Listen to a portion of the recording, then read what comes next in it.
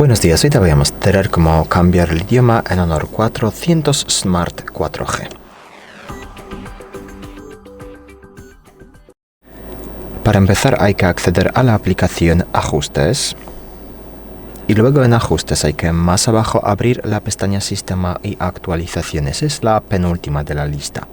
Luego aquí pasamos a la tercera opción Idioma e Introducción de texto y pulsamos la primera opción de aquí, Idioma y Región.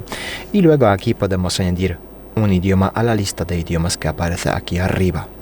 Entonces vamos a poner el dispositivo en filipino, por ejemplo. Entonces pulsamos filipino, luego pulsamos cambiar aquí a la derecha. Y ya está, el dispositivo ya está en filipino. Si quieres eliminar el español de la lista, hay que simplemente pulsar aquí, eliminar, marcar español, pulsar el cesto, confirmar a la derecha, ok. Y ya es todo.